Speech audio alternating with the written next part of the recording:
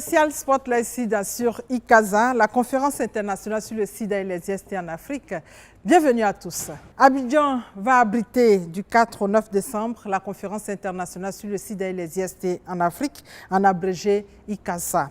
Avant l'événement, nous allons chercher à comprendre l'historique de cette rencontre de haut niveau. Le professeur Serge Paul Éolier, médecin infectiologue au CHU de Treichville, est notre invité. Il est le trésorier de la SAA. Nous allons lui demander de nous rejoindre pour échanger avec nous dans notre salon rouge. Professeur. Bonsoir, professeur. Asseyez-vous.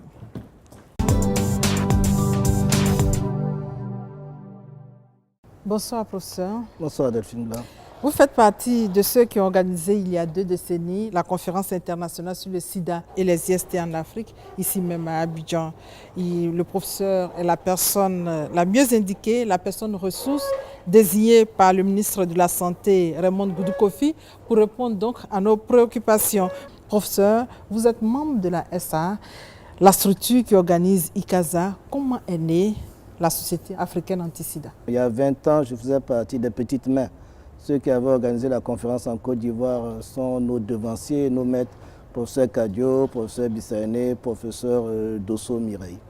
La SAA est née depuis environ 30 ans, on va dire. Au début, les conférences s'organisaient en Europe et sous l'impulsion de Peter Piot, de professeur Ben Slimane, du professeur Captué, d'un certain nombre de figures marquantes de la lutte contre le VIH en Afrique, ils ont décidé de transférer cette conférence en Afrique, y compris le professeur Femi Soyinka. Donc cette société africaine est née de la volonté des acteurs de la lutte contre le VIH investis en Afrique, aussi bien européens, j'ai parlé de Peter Piot, que africains, le nom que j'ai déjà cité précédemment. Donc c'est de là qu'est née la conférence, la plus grande conférence sur le sida et les IST en Afrique. C'est ça, professeur. Bien sûr. Comment est venue l'idée? Quelle est l'histoire d'ICASA? L'histoire d'ICASA, c'est qu'au début de l'épidémie, avec tout ce que l'on avait vu, n'oubliez pas qu'on pensait que l'épidémie partait d'Afrique.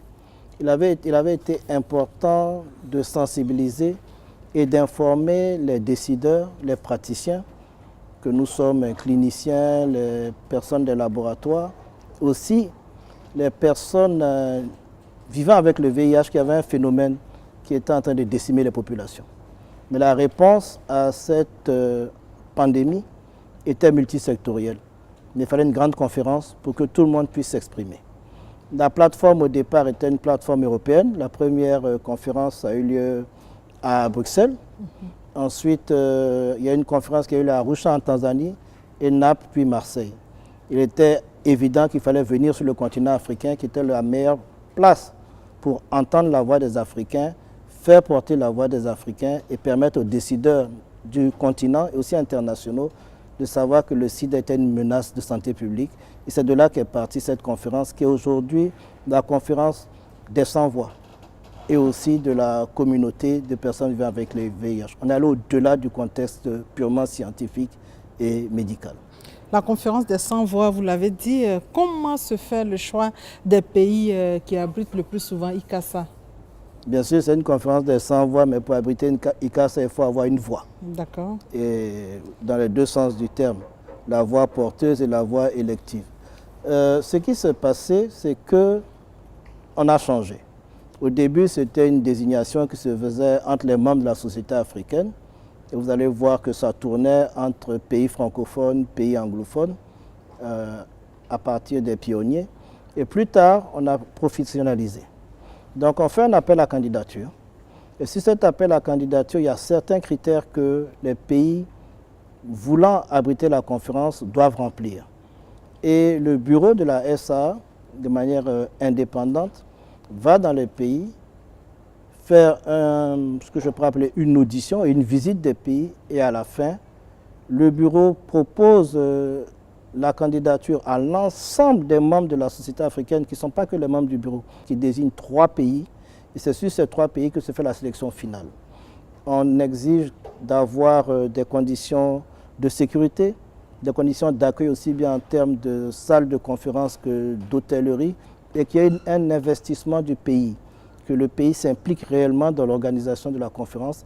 C'est ce que nous avons rencontré en Côte d'Ivoire avec la forte volonté politique, gouvernementale et la stabilité du pays est aussi un critère majeur pour qu'on vienne organiser ICASA dans un pays. Nous allons marquer donc une courte pause pour voir cet élément de Davis Oyo. C'est un élément qui fait un tour d'horizon du sujet, de l'organisation d'ICASA.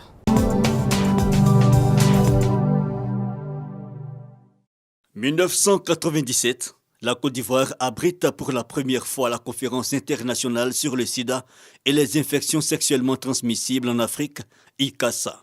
Cette conférence a permis au gouvernement d'alors de s'approprier les stratégies de lutte contre le VIH et les autres pathologies. Une occasion pour les organisateurs de favoriser le renforcement du partenariat entre les gouvernements, la société civile, le secteur privé et les partenaires au développement en Côte d'Ivoire, en Afrique et dans le monde entier. C'est d'ailleurs cette rencontre internationale qui a marqué le point de départ de l'extension à l'accès aux traitements antirétroviraux ARV en Afrique.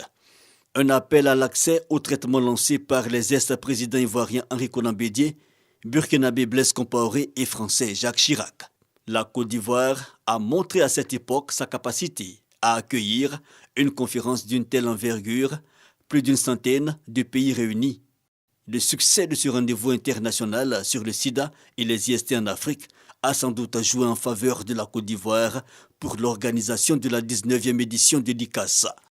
À cela, il faut ajouter l'engagement du gouvernement ivoirien dans la lutte qui a permis de faire reculer cette pandémie dont le taux de prévalence est passé à 2,7%.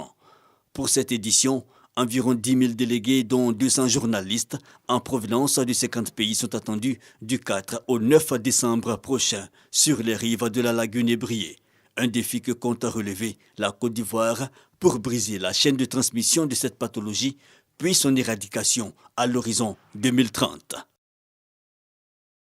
Professeur, comment s'est fait le choix de la Côte d'Ivoire? Alors le choix de la Côte d'Ivoire s'est fait par une sélection. Au départ, on a eu 3 pays sélectionnés, le Kenya, la République démocratique du Congo et la Côte d'Ivoire. Et les membres du bureau sont allés faire les visites dans les 3 pays, rencontrer les autorités politiques, la société civile, les partenaires institutionnels actifs dans la lutte contre le VIH-Sida. Et c'est avéré qu'à la fin, la Côte d'Ivoire répondait le plus aux critères d'abriter cette conférence. Je ne cache pas que le fait d'être un pays francophone a milité en faveur de la Côte d'Ivoire aussi, parce que depuis 3 ICASA, nous étions dans les pays anglophones. Nous sommes partis en Éthiopie, puis en Afrique du Sud, et enfin la dernière fois au Zimbabwe. Donc il était important d'avoir un pays francophone pour avoir abrité cette conférence. Bien sûr, la forte communauté scientifique nationale, je ne mets pas cela en balance avec la RDC, a aussi milité en faveur du choix de la Côte d'Ivoire. L'annonce a été faite à Durban. L'annonce a été faite à Durban. La Côte d'Ivoire a donc abrité la conférence sur le sida et les IST en Afrique, c'était en 1997. Comment les choses se sont passées? Le souvenir que j'ai qui est le plus marquant, c'est d'abord été le succès. On sortait juste de succès des nouveaux antirétroviraux, les trithérapies antirétrovirales, qui avaient été présentées en 1996 à Vancouver. Et le message fort qui était ressorti, c'est que les médicaments sont dans les pays du Nord et les patients sont dans les pays du Sud.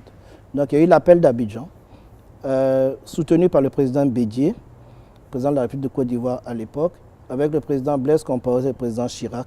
Et suite à cet appel d'Abidjan, c'était l'appel pour l'accessibilité et la disponibilité des médicaments antirétroviraux pour les patients vivant en Afrique.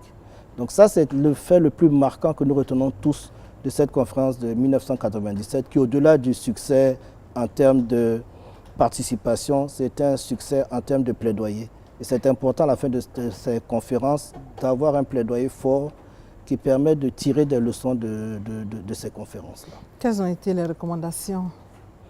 La recommandation majeure a été les médicaments doivent être dans les pays du Sud. Et si vous vous souvenez, on a eu les initiatives ONU-SIDA, c'était la Côte d'Ivoire, l'Ouganda, le Chili et le Vietnam La Côte d'Ivoire était donc ce premier pays bénéficiaire. Et il y a aussi les initiatives qui se sont faites au Mali, au Sénégal, au Niger, au Gabon, au Bénin. Donc, à partir de... On parlait de CISMA à l'époque, Conférence internationale sur le sida et les maladies sexuellement transmissibles en Afrique. À partir de cette CISMA 97, on a pu voir que les patients pouvaient bénéficier d'antirétroviraux, qui certes étaient à des coûts relativement élevés, mais ont été subventionnés. Nous avons ensuite poussé pour les génériques et aujourd'hui nous avons des médicaments antirétroviraux gratuits, disponibles, et les mêmes médicaments que vous avez au nord, vous les avez aujourd'hui dans nos pays du sud à des coûts, je peux dire, fortement réduits. Donc les décisions prises ne sont pas restées dans des tiroirs? Non, elles ne sont pas restées dans les tiroirs, sont témoins aujourd'hui ceux qui soignent, sont témoins aujourd'hui ceux qui en bénéficient, les personnes vivant avec le VIH. Certaines d'entre elles, et un grand nombre, sont encore vivantes. Donc le fait qu'on ait pu avoir cette survie améliorée, cette qualité de vie pour les patients vivant avec le VIH signifie clairement que ICASA 97 était le point de départ d'une nouvelle vision du sida. Ce n'était plus le sida qui tue, mais c'était le sida que l'on peut soigner. Et 20 ans après, la 19e conférence maintenant sur le sida et les IST en Afrique est organisée à Abidjan. Pourquoi? Pourquoi 20 ans après? Pourquoi 20 ans après? On peut demander pourquoi telle coïncidence. D'abord, on a été choisi. Peut-être que si on avait eu un pays francophone il y a 2 ans, on ne serait pas venu en Côte d'Ivoire. Donc c'est une coïncidence. Mais n'oubliez pas qu'on est aussi dans un message fort d'éliminer le sida en 2030. 2030. Nous sommes donc en 2017 à 13 ans. Nous sommes avec des chiffres qui sont assez importants. On a près de 20 millions de personnes qui sont sous traitement aujourd'hui. Donc le message d'Abidjan, c'est que le sida est une maladie chronique. On vit avec le virus, on contrôle le virus, mais il faut un modèle différencié de soins pour l'élimination. Et si vous voyez le thème d'ICASA, c'est ça. Une approche différente pour la fin du sida. Donc nous revenons ici avec des pionniers qui sont encore là, avec une nouvelle génération qui a de nouvelles visions dans la lutte contre le VIH-Sida. Et c'est l'ensemble de ces personnes, aussi bien du secteur médical, de la communauté, des politiques, des partenaires de développement qui vont aider à éliminer le sida, et j'y crois, en 2030. Et pour bien faire les choses ici en Côte d'Ivoire, un secrétariat local dirigé par M. Bédou est installé au sein du CHU de Treichville. C'est pour réussir le pari de la mobilisation de l'organisation, c'est ça? C'est le secrétariat local qui nous donne, là je prends ma casquette de trésorier de la SA, qui nous donne entière satisfaction. Parce qu'il y a un secrétariat permanent qui est basé à Accra, composé de 15 personnes qui s'occupent de la SA et des conférences ICASA. Mais on a toujours besoin d'avoir des personnes ressources locales qui connaissent mieux le terrain que nous, qui connaissent mieux la mobilisation sociale, la mobilisation des ressources que nous. Et c'est avec eux que l'on travaille. Et on marche aujourd'hui, je peux dire, en parfaite harmonie. On est pratiquement satisfait. On a organisé 3 réunions ici pour le comité directeur international et ça n'a été que des satisfaits à l'intention des membres du secrétariat local. Mais je pense que si on les félicite eux, il faut féliciter Madame la ministre de la Santé. C'est elle qui a participé à leur choix et ils nous donnent entière satisfaction. Un tour dans les rues d'Abidjan avec notre reporter Davis Oyo pour voir si les populations sont informées de l'organisation de ICASA en Côte d'Ivoire en décembre. Regardez. Je pense que c'est une très bonne chose, en ce sens que ça permettra aux jeunes Ivoiriens, à tout le monde, de se rendre compte qu'il y a vraiment quelque chose qu'il faut traiter à la base, c'est le sida. Aujourd'hui, nous sommes très fiers qu'avec l'avancée de la technologie et d'autres choses, des médicaments, cette maladie commence à prendre un recul assez favorable. Nous pensons que dans des années à venir, on aura à éradiquer totalement cette maladie. C'est une bonne initiative d'organiser de telles conférences, mais il n'y a pas de suivi. Quand il n'y a pas de suivi, c'est comme si rien n'a été fait. Et combien qui vont à ces conférences-là? Mais après, il va falloir vulgariser ces informations, il va falloir vulgariser tout ce qu'il faut pour que ces élèves-là, enfin cette jeunesse-là, soit bien sensibilisée. C'est une considération à l'égard du pays et je pense que ça serait un moyen pour nous jeunes de pouvoir avoir d'autres connaissances sur ce qui c'est le VIH-Sida. On a l'impression qu'en Afrique, les gens ont tendance à remettre toujours la faute sur les rapports sexuels, accentuer les fautes du VIH sur les rapports sexuels. Mais je pense qu'au-delà des rapports sexuels, il y a d'autres choses que nous devons apprendre, éviter pour stopper le VIH-Sida. Cette maladie vraiment touche de nombreuses personnes. Chaque jour que Dieu fait, cette maladie tue des personnes. Donc le fait même de se mettre ensemble, de consolider les forces pour pouvoir éradiquer cette maladie est vraiment une bonne idée de leur part. Professeur, c'était là l'avis des populations. Votre appréciation? Il y a deux messages que l'on peut faire ressortir qui nous interpellent. Le premier, il faut vulgariser les recommandations de la conférence. Effectivement, même si on attend entre 8 000 et 10 000 personnes, ce n'est pas l'ensemble de la population ivoirienne qui sera représentée. Et la majorité des nouvelles infections touchent les jeunes de 15 à 24 ans.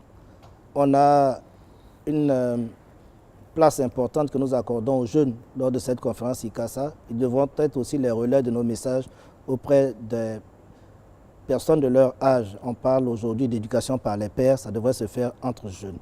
Le deuxième message, c'est que on pense que c'est possible qu'il y a d'autres voies de contamination que la voie sexuelle. Il faut rester dans tout ce que l'on a dit. Et ça va avec le terme de la conférence, c'est une maladie sexuellement transmissible d'abord. Le contrôle de la maladie passe aussi par le contrôle des comportements et par le contrôle, par les nouvelles méthodes de prévention de transmission du VIH, aussi bien par voie sexuelle que par voie sanguine. Et nous avons aujourd'hui ces outils disponibles. On en parlera lors de la conférence.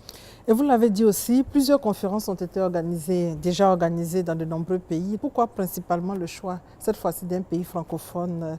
Et est-ce lié au taux de prévalence en Côte d'Ivoire? Alors de mémoire, si j'enlève les 3 pays européens, on a eu 7 ICASA. Sur les 16 en Afrique, il y en a eu 7 dans les pays francophones. Donc on ne peut pas dire que ça s'est fait au détriment des pays francophones. Il y a 2 pays francophones qui ont organisé 2 fois des ICASA. La Côte d'Ivoire et le Sénégal. Le Sénégal même 3 fois. Le point essentiel, c'est d'abord ce que j'ai dit, les critères pour accueillir ICASA. Il faut avoir des critères d'hôtellerie, il faut avoir des critères de salle de conférence, il faut avoir des critères d'implication du gouvernement. Ce n'est pas parce qu'on va parler français qu'on va être prioritaire. On peut aller l'année prochaine dans un pays encore francophone, comme on peut partir dans un pays anglophone. Il ne s'agit pas pour nous de dire parce qu'il y a 25% de prévalence dans un pays qu'on va privilégier ICASA dans ce pays. Non. Nous allons dans un pays où on considère qu'on réunit toute l'Afrique, quelle que soit la prévalence, et dans un pays qui a décidé de lutter contre le VIH et d'en faire sa priorité. La Côte d'Ivoire fait partie des pays qui font de la lutte contre l'infection à VIH leur priorité absolue. Quel objectif recherchez-vous en organisant cette conférence ici, en Côte d'Ivoire? Nous, la SA, on considère que lorsqu'on vient dans un pays, c'est une rencontre multisectorielle où on échange, on partage les données et on montre aux yeux du monde entier que l'Afrique a les moyens d'organiser une conférence sur l'infection à VIH. Chaque continent organise sa conférence en dehors de la conférence mondiale. Et qu'en Afrique, il y a des travaux scientifiques qui sont produits de haute valeur que l'on doit présenter d'abord aux Africains avant d'aller les présenter dans des rencontres internationales hors de l'Afrique. Et qu'en Afrique, il y a une communauté, une société civile qui est fortement impliquée dans la lutte contre le VIH-Sida. Et nous avons la prétention de croire que ceux qui aideront majoritairement à gagner le combat contre l'infection à VIH et à éradiquer l'épidémie en 2030, ça partira de l'Afrique. Autant on a pensé que c'est parti de nous, l'infection, autant la victoire partira de l'Afrique. Quel sera donc le rôle de la SA dans l'éradication de l'épidémie en 2030? Notre rôle, on ne l'a pas commencé aujourd'hui. On l'a commencé en 1988 par nos devanciers. Ils ont permis d'avoir les moyens de diagnostic. Ils ont permis d'avoir les traitements. Nous continuons en permettant d'avoir une meilleure qualité de vie avec les traitements et en disant avant tout, pour qu'on soigne une maladie, il faut qu'on connaisse son statut. La grosse difficulté, surtout en Afrique de l'Ouest et du Centre, c'est que très peu de personnes sont dépistées. Peu de personnes sont dépistées. En Afrique de l'Ouest et du Centre, la couverture en antirétroviraux est 2 fois moindre que celle qu'on a dans les pays d'Afrique de l'Est et australe. Donc nous, la SA, on estime qu'il ne faut pas qu'il y ait une prise en charge de l'infection à VIH à double vitesse. On doit être tous au même niveau. Et donc c'est vers cette harmonisation-là qu'on pourra, si tout le monde avance à la même vitesse, qu'on pourra éradiquer l'infection à VIH en 2030. Professeur, le PEPFAR est notre partenaire sur cette émission et vous connaissez ses actions dans le cadre de la lutte contre le VIH-Sida. Vous êtes aussi bénéficiaire du soutien PEPFAR. Un mot, comment jugez-vous le plan d'urgence américain? Le PEPFAR nous a toujours soutenus dans toutes nos conférences. Depuis qu'il existe, ils ont toujours contribué et nous ont aidés. C'est un des gros contributeurs à ICASA. Mieux, nous avons toujours eu un haut représentant du PEPFAR lors de nos plénières à ICASA ou lors des cérémonies d'ouverture. Ils ont toujours cru en nous et ils portent le message de la lutte contre le VIH-Sida en Afrique haut. Maintenant, en tant qu'Ivoirien, c'est un partenariat qui est bilatéral entre 2 pays.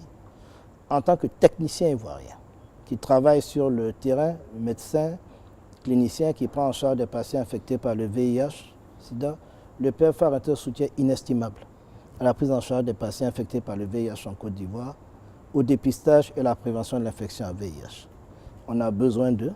Je ne peux que leur dire merci. Aussi bien du côté de la SA que du côté d'un technicien ivoirien qui évolue sur le terrain.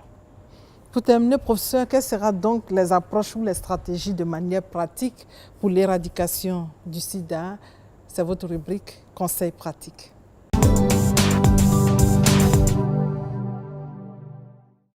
Il faut insister sur le dépistage de l'infection à VIH. Il ne faut pas avoir peur de se faire dépister parce que si on est dépisté négatif, on aura des conseils pour rester négatif.